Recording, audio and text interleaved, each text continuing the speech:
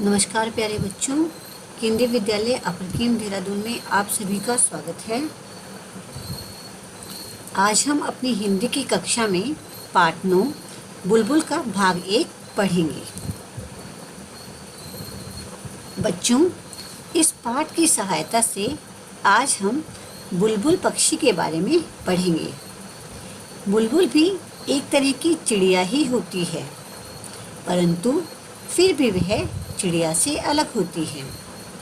तो अब आपके मन में प्रश्न उठ रहा होगा कि यदि बुलबुल भी एक तरह की चिड़िया ही है तो हम बुलबुल को कैसे पहचानेंगे।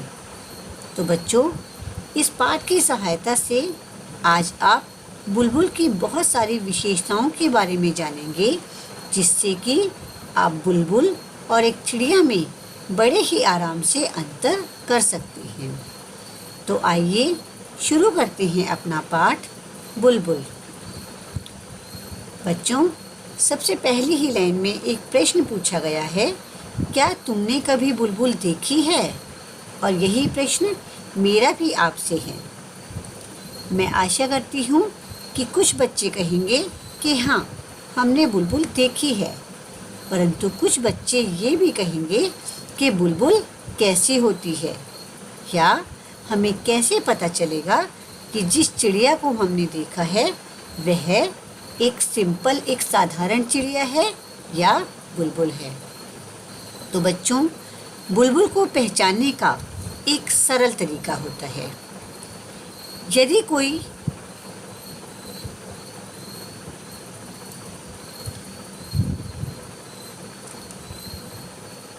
तुम्हें चिड़िया तेज आवाज़ में बोलती हुई मिले तो उसकी पूंछ को देखो।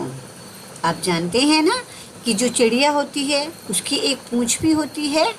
तो यदि कोई चिड़िया बहुत तेज बोल रही है तो सबसे पहले आपको क्या करना है, उसकी पूंछ की तरफ ध्यान देना है।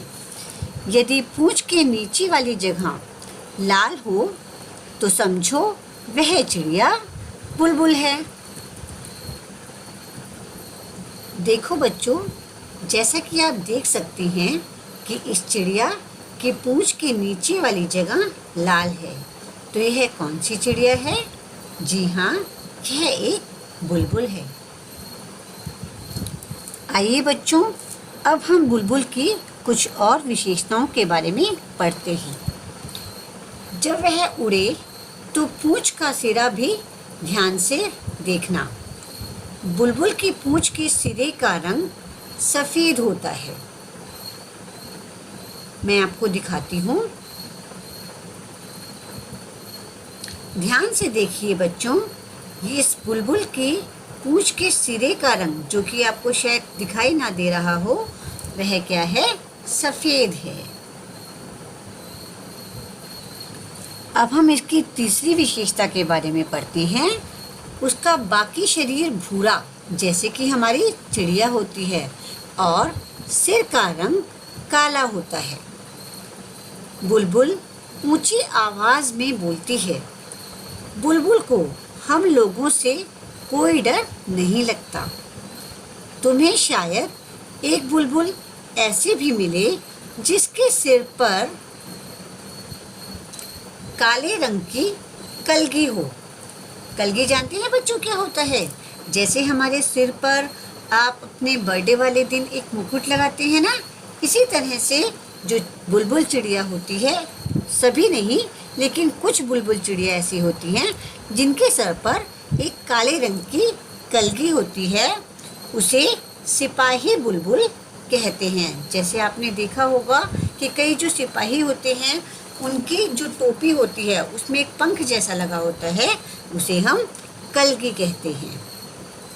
देखिए बच्चों, जैसा कि आप देख सकते हैं कि इस चिड़िया के सर पर एक काले रंग की कलगी लगी हुई है, तो इसे हम कौन सी बुलबुल कहते हैं?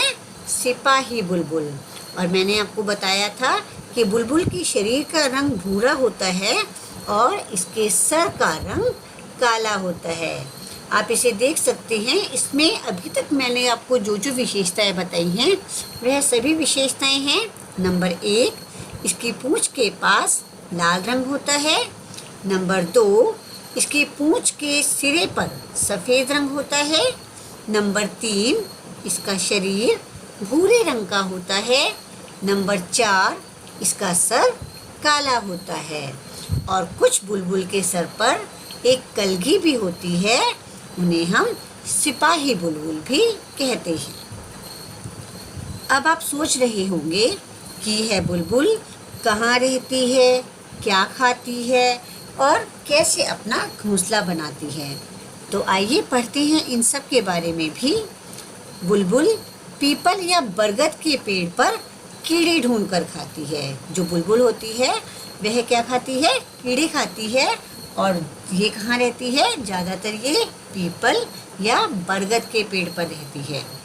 वह हमारी तरह सब्जी और फल भी खाती है। अमरूद के बगीचे या मटर के खेत पर बुलबुल काफ़ी ज़ोर से हमला करती है। मुझे उम्मीद है आप में से भी बहुत सारे बच्चों को अमरूद और मटर बहुत पसंद होगी।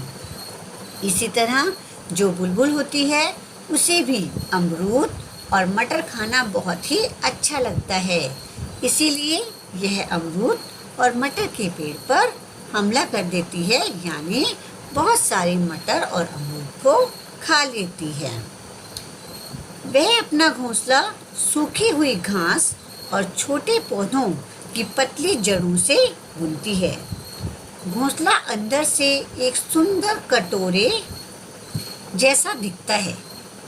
बुलबुल एक बार में 2 या 3 अंडे देती है।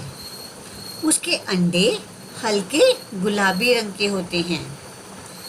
तुम उन्हें ध्यान से देखो तो तुम्हें उन पर कुछ लाल, कुछ भूरी और कुछ बैंगनी बिंदियाँ दिखाई देंगी। तो बच्चों, आज हमने बुलबुल के बारे में पढ़ा और मैं आशा करती हूँ कि अब यदि आपको बुलबुल दिखाई देगी तो आप सहसा ही उसे पहचान लेंगे।